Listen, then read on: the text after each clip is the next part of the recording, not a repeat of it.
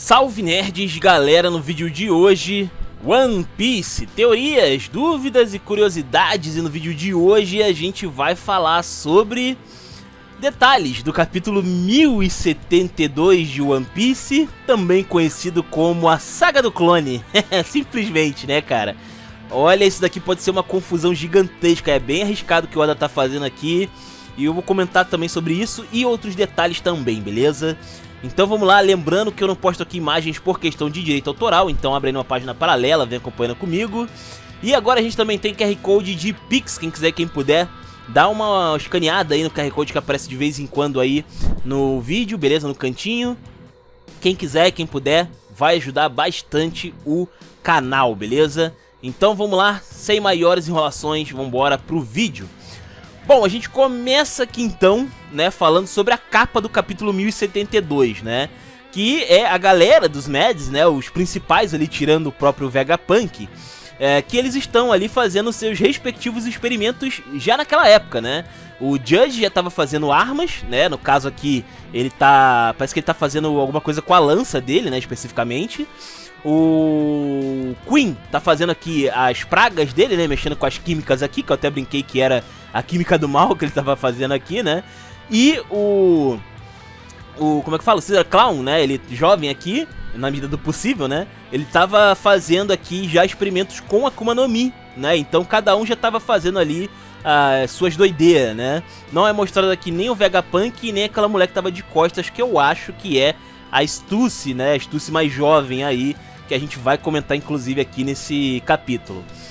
Bom, e aí é interessante, cara, isso daqui, porque o capítulo ele abre com alguém falando, né, aparentemente é o próprio Vegapunk, falando que ela é com certeza uma humana, um sucesso, mesmo que o mundo não a reconheça, ela nasceu nele. Bom, do que o Vegapunk tá se referindo aqui, né? A gente fica pensando que é a Jory Bonnie, né, o assunto aqui, porque logo na sequência a gente vê a Jory Bonnie chorando e tal aqui, pequenininha, né. Mas essa mensagem provavelmente é sobre a Stussy, como a gente acaba vendo aí no decorrer do capítulo, tá? Mas bom, vamos comentar aqui, né, sobre a Jory Bonnie, né, porque a gente vê aqui ela fazendo uma grande armadilha com o Vegapunk, né, o Vegapunk fica sensibilizado dela ver a garotinha e tá chorando, dizendo que se machucou e tal. E aí o Vegapunk vai lá ajudar ela, é uma grande armadilha, né? E ela acaba se transformando ali, né? Bem interessante, que a gente conhece bastante sobre a fruta da Jory Bonnie aqui, né? É bem legal, a gente sabia que ela podia manipular a idade dela e das outras pessoas, né? Mas a gente não tinha muitas informações sobre isso, aí claro que ela comia pra cacete, né? Mas a gente tem mais informações aqui. Primeiro que ela consegue não só alterar a sua idade, como também, aparentemente, ela pode alterar a sua aparência física, né? A sua força física também. Ao ponto dela ficar bem parecida com o Kuma, né? A gente vê que, assim, ela não é fisicamente nem um pouco parecida com o Kuma, na verdade, né? Mas aqui, nesse momento, quando ela ataca o Vegapunk pela primeira vez, ela fica bem parrudona, né? E com as perninhas finas igual o Kuma, né? Ela fica bem parecida com o pai. Isso é bem interessante, né? E também sobre a força dela, né? Porque ela bate ali no local, o Vegapunk consegue esquivar, mas ela acerta ali a parede do que seria uma estrutura, né, do laboratório, e é uma grande explosão, uma explosão gigantesca, uma destruição bem forte ali, e não parece que ela tá usando hack em nenhum momento, o que significa que essa força é natural da família do Kuma, cara. Caraca, o cara já tem uma força insana, assim, só porque sim, tá ligado? É um negócio bem louco, bem doidão mesmo. Bom, além disso, a gente também tem aqui uma outra técnica que ela usa, né, que é o tal do Toshitsuki, né, que ela consegue aparentemente remover os anos de vida da pessoa, e esses anos de vida ficam spawnando ali ficam espalhados pelo chão como se fossem docinhos, né, e a pessoa afetada fica basicamente ali, vira uma criança de novo, vira um bebezinho, né, e fica indefeso frente a Jory Bonnie. Bem legal. Mais interessante mesmo aqui são duas coisas. Primeiro que todo esse esforço dela pra pegar o Vegapunk cansa muito ela, né? A gente sabe que ela precisa comer bastante, né? Pra conseguir usar os seus poderes. E ela já tá arfando, a gente vê que ela fica arfando bastante aqui durante essa empreitada contra o Vegapunk, tá? E também ela comenta que que fica... não é permanente, né, essa transformação aí dela em relação ao Vegapunk, o que é bem legal, na verdade, porque é o seguinte, ela fala que não é permanente em seres vivos, ou seja, ela pode, em teoria, rejuvenescer e envelhecer qualquer coisa permanentemente, desde que não seja um ser vivo. Basicamente é isso, que na verdade isso coloca em xeque algumas coisas, né, porque teoricamente as plantas são seres vivos também, mas enfim, isso aí é papo pra um outro vídeo, né, não cabe aqui, algum outro canal de biologia, se ela tem que falar sobre esse negócio aí. Mas bom, o interessante aqui realmente é que ela consegue rejuvenescer e envelhecer as pessoas, mas as pessoas acabam voltando ao normal eventualmente, o que vai na contramão da Shinobu. A Shinobu ela só consegue envelhecer as pessoas e, ao que tudo indica, não tem volta. Você realmente perde de vez aqueles anos lá que ela fez você pular, né? Bem interessante. Além disso, também vale comentar que a Shinobu sabia o que ia acontecer se ela usasse os poderes no Momonosuke, né? Então, provavelmente ela já usou isso alguma vez. Ela já tem uma certa experiência pra falar que o Momonosuke não ia voltar ao normal, né? Mas, enfim. E aí também a gente tem aqui a treta, né? Sobre ela discutindo com o Vegapunk sobre o passado do Kuma, né? Por que ela não pode saber sobre o que fez o Kuma abandonar ela e virar um robozão, né? Basicamente o Vegapunk diz aqui que ele não pode falar pra ela porque isso vai quebrar ela por dentro, né? Isso vai acabar com ela, né? Vai deixar ela totalmente destruída. Eu imagino que ele tá falando isso apenas metaforicamente. Eu acho que é só metafórico mesmo. Mas assim, é algo muito pesado por trás. Deve ser algo muito pesado por trás, né? Porque, poxa, o Kuma, por mais que as pessoas taxem ele como um tirano, todo mundo que conheceu ele na vida pessoal sabe que ele era uma boa pessoa, né? Inclusive ele era um bom amigo para o Vegapunk, né? Um excelente amigo aí. A Jory Bone fala que ele não era um tirano, que na verdade ele era um rei ele era uma pessoa bastante bondosa e justa. Então assim, por que o Kuma trocaria toda a vida dele, né? Abandonaria tudo pra virar um robozão? Tem que ter um motivo muito grande por trás, sabe? Tem que ter alguma coisa muito importante realmente por trás disso daí, tá? Em paralelo a isso, a gente vê o Kuma também, né, tentando subir na headline. Eu não sei porquê, mas ele não está usando o poder da patinha pra subir. Eu acho que ele poderia fazer isso, mas ele não faz por alguma razão específica. E a gente vai ver, né, sobre isso daí mais pra frente, né? E ele é derrubado, inclusive, da headline, né? Bem louco. Então a gente não sabe por que ele tá tentando escalar a headline até agora. O que tem lá em Marijoa, né? Pra ele querer tanto subir na headline. Se é que ele realmente tá tentando chegar em Marijoa, né? Pode não ser bem esse motivo do Kuma, mas é o que faz mais sentido até o momento, né? Enfim. Aí depois a gente tem aqui a Jory Bone, né? Descobrindo as memórias do Kuma, né? E é bem interessante que parece que a Jory Bone já viu esse tipo de poder do Kuma em ação. Porque o Vegapunk tenta dar um migué de que é uma bolha de dor, mas a Jory Bone sabe que não era uma bolha de dor. Não é igual aquela bolha do Zoro, era uma bolha diferente. Então ela já tem experiência sobre isso, né? O que é bem interessante, porque o Vegapunk queria que o Kuma fizesse um teste pra saber se ele conseguia colocar as memórias pra fora da cabeça de uma pessoa. E parece que a Jory Bone já sabe que ele pode fazer isso, né? Parece que ela já entendeu rapidamente ali que ele podia fazer isso. Bem interessante. E também isso aqui é interessante para aquele vídeo que eu falei sobre os poderes do Kuma, né? Porque ele consegue aparentemente realmente botar pra fora do corpo das pessoas qualquer sensação abstrata, né? E também memórias, né? Qualquer coisa que seria considerada abstrata ele consegue botar pra fora, isso é bem louco. Isso é bem interessante e é mais um poder aí que o Kuma consegue fazer, né? Eu já falei sobre isso no vídeo lá, mas eu repito. Quanto mais a gente fala sobre a Akuma no Mi do Kuma, mais roubado ela fica. Então eu vou simplesmente ficar em silêncio aqui, porque a gente vai acabar quebrando One Piece falando sobre esse negócio, né? E bom, toda essa ideia aí do Vegapunk, Kuma e Jory Bone termina com a Jory Bone estendendo o braço e tentando tocar na bolha. E o que sugere que a gente vai ter um flashback sobre o passado do Kuma, né? Que deve ser algo bem triste, né? E o que vai acontecer com essa bolha?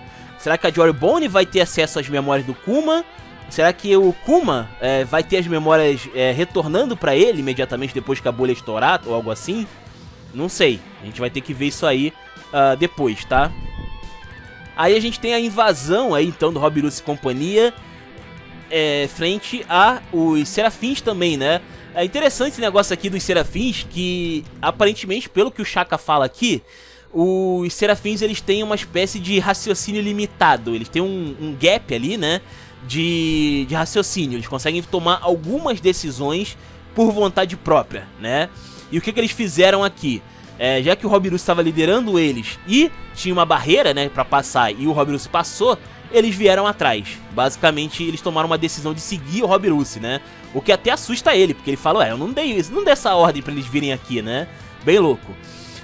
Mesmo assim, isso abre uma oportunidade a ser explorada, né? Pelos outros Vegapunks, porque a gente tem aqui o Edson e a Lilith, né? Se dirigindo para o local da batalha. E aparentemente eles vão tentar controlar os Serafins, né? E se eles conseguirem controlar os Serafins, aparentemente eles vão ganhar vantagem, né? Porque eles podem ordenar os Serafins para atacar o Robirusi e a Stussy também, né? E o Caco, claro, também, né?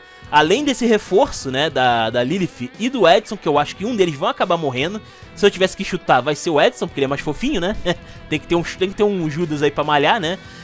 Mas aparentemente o Sandy e o Frank também vão ter que ir lá, né? Vão ter que resolver essa treta aí também.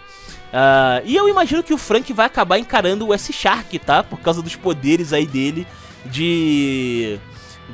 do Senhor Pink, né? Com os poderes lá da Akuma no Mi do Senhor Pink. Além disso, a gente também vai aqui para o Zoro e o Brook, né? E o Caco também. O Brook aparentemente não participa da luta, ele fica na retaguarda lá, talvez protegendo o Sunny ou algo do tipo.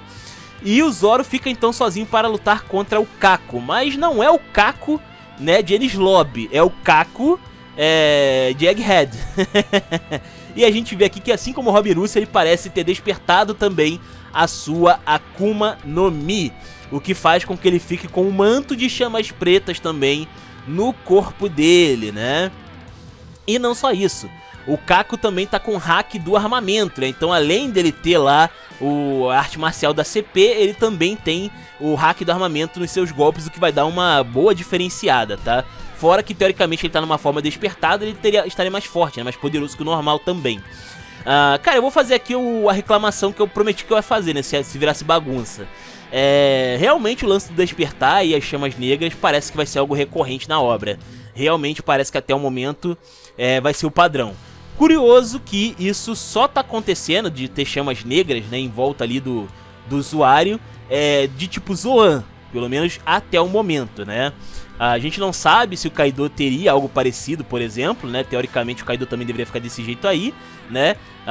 O Kaido, lembrando, parece que ele não despertou a fruta dele, teoricamente ele não despertou a fruta dele, mas, enfim, né? Vamos ver aí que fim vai levar essa história aí das Akuma no Mi despertadas, porque virou bagunça, né? Agora a gente vai ter várias Akuma no Mi despertadas aparecendo o tempo todo, e talvez todas tenham foguinho preto também, né? Por alguma razão. Bom, vale citar aqui também na luta breve que nós vemos aqui do Caco contra o Zoro, que o Caco ele tenta mandar alguns golpes de girafa, onde ele tenta atacar girando bastante o pescoço e tal, né? Mandando os golpes giratórios ali. E o Zoro rebate ele falando que ele já tem muita experiência com esse tipo de combate, né? Isso aqui é uma referência ao quê? Tanto a luta dele contra o Kaido, porque o Kaido era um dragãozão lá num certo momento da luta, né? E o Zoro lutou contra ele na forma de dragão, como também é uma referência contra o King, porque o ataque mais forte do King era um dragão de magma ou fogo lá, né? Que ia girando lá e atacava o Zoro, né? Então o Zoro ele já tá experiente com esse tipo de combate, né? Então pode-se dizer que o Caco chegou atrasado, né? Aliás, é uma crítica, né? O Caco chegou realmente atrasado, né? Porque, pô, ele tá desde Enies Lobby praticamente sem lutar aqui direito, né? Enfim. E aí a gente também tem aqui os Serafins, né? Os Serafins, eles atacam o laboratório do Vegapunk, né? O Robirusi ordena que eles executem o laboratório. E a gente vê uma coisa interessante nesse ataque, porque aparentemente o Mini Hawk e o Mini Kuma, eles não usam aparentemente o raio laser, né, pra atacar.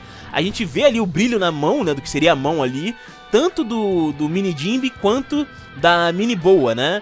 Só que o Mini Hawk e o Mini Kuma não, né? O Kuma parece que ele usa ali o poder da patinha, exatamente, e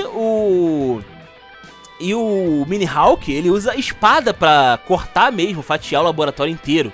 Isso é bastante interessante, na verdade, cara, porque ele poderia utilizar raio laser ou ainda algum poder de Akuma no Mi que o Vegapunk tenha colocado nele. Mas aparentemente, por algum motivo bizarro, ele escolhe usar a espada, né? Que seria um meio teoricamente menos eficiente, né? E cara, isso aqui me chama atenção, porque talvez esse Mini-Hawk ele não queira usar os poderes dele, sabe? Talvez ele queira priorizar os ataques de espada mesmo, assim como o Mihawk original, sabe? Bem doido. Bastante curioso isso daqui.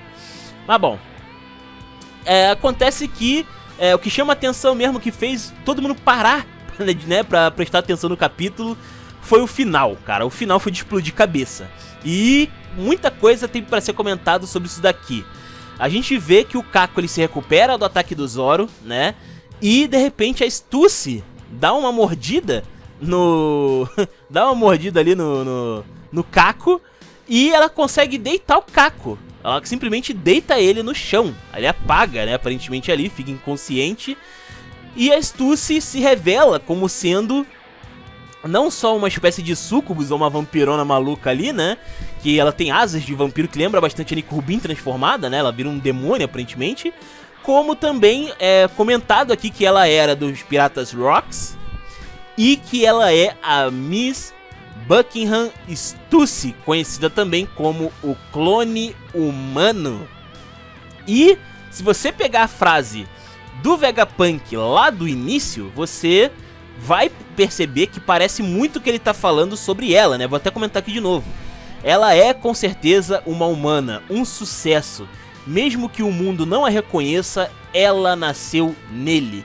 Parece muito que ele tá falando de um projeto artificial, né? Um projeto ali de proveta, e que ela é humana, seja lá quem for. Parece muito realmente a descrição aqui da Stussy, porque ela não é considerada humana, ela é considerada um clone, né?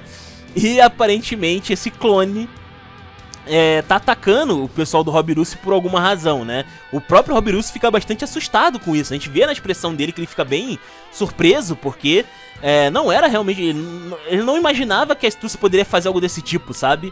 Bem louco. E não só isso, né? A gente vê aqui que ela era tanto dos Piratas Rocks quanto dos Mads. Bom, dos Mads eu acho que a gente já sabe, né? Que a gente sabe que tinha uma Stussy lá. Agora, dos Piratas Rocks chama a atenção porque...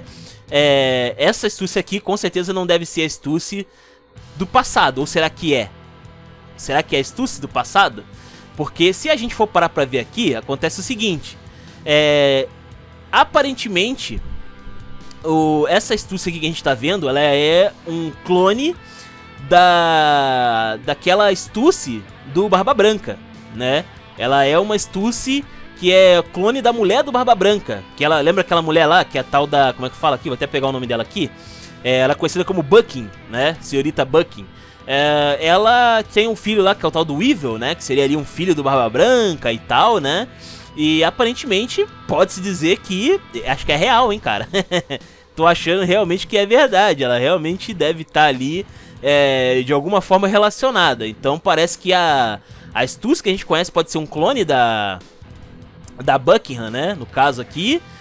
E talvez a Buckingham original tenha feito parte tanto dos Piratas Rocks como também dos Mads, né? Pode ser que ela tenha feito parte dos dois bandos aí. E por consequência, né, ela tem essa parada aí de clonagem e tal envolvido aí com ela, né? E cara, essa história de clone me deixa um pouco assustado, tá? Me deixa um pouquinho assustado porque é muito delicado. Se você já viu a saga do clone do Homem-Aranha, você sabe que esse negócio pode ter potencial gigante de ficar bagunçado. Se você já viu a novela da Globo do clone, que inclusive a musiquinha fica na minha cabeça, né? Por causa da porcaria desse capítulo aqui, né? Você sabe que é um negócio também que tem ali várias coisas, né, serem comentadas a respeito. Por exemplo, né, as células de um clone, ela não fica, ela não rejuvenesce, né, teoricamente. E o que isso quer dizer?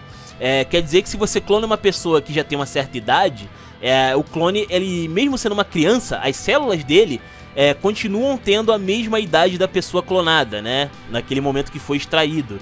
Então, assim, o clone continua não sendo a idade a idade genética do clone continua sendo avançada.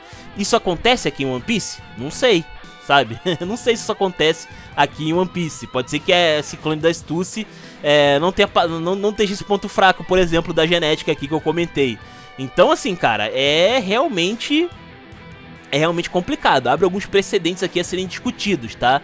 E não só isso, vocês lembram que tem mais uma pessoa na ilha do Vegapunk, aqui em Egghead, que estava esperando uma ordem do Vegapunk. Quem é essa pessoa, né? Que apareceu lá no Dedemushi sombreado, né? Pra gente não ver quem era. Cara, isso aqui do clone abriu um precedente gigante. Pode ser que o Vegapunk tenha clonado o Shibek, por exemplo, sabe? Pode ser que ele tenha clonado, por exemplo, um dos Yonkous, sabe? A gente pode ter aqui o retorno do Barba Branca, o retorno do Kaido, o retorno da Big Mom. Pode ser que a gente veja aqui o Ace, inclusive, porque o Ace foi capturado pela marinha e antes de ser executado, o Vegapunk pode ter pego os genes dele. E a gente lembra dele falando sobre Logias, que Logia é financeiramente complicado, né, de se reproduzir. É por causa do recurso, né, que é difícil de fazer. Mas ele nunca disse que era impossível. Então ele poderia ter clonado o Ace e colocado sangue verde no clone, por exemplo, né? Além disso, também ele pode ter clonado o Gold Roger, por exemplo, também, sabe? Então, assim, tem várias possibilidades, sabe? Tem várias possibilidades a respeito de quem poderia ser aquela pessoa. E agora os clones de vários personagens podem estar também entrando nessa fila aí. Que bizarro. A história fica cada vez mais doida, tá ligado? Por isso que eu falei, rapaz, botar clone na história é perigoso. Vamos ver aí se o Oda consegue explorar bem esse negócio. E, cara, eu tô gostando bastante aí desses capítulos, porque todo capítulo tem algo bombástico. Todo capítulo. É bizarro. Essa saga é a saga mais bombástica da história de One Piece até o momento. Bem doido. Mas bom, é isso. Comenta aí o que vocês acharam sobre esse capítulo. Os comentários são de vocês. Se inscrevam, compartilhem. Taverna do Bacon. Link na descrição. Eu vou ficando por aqui. Valeu, nerds. Fui.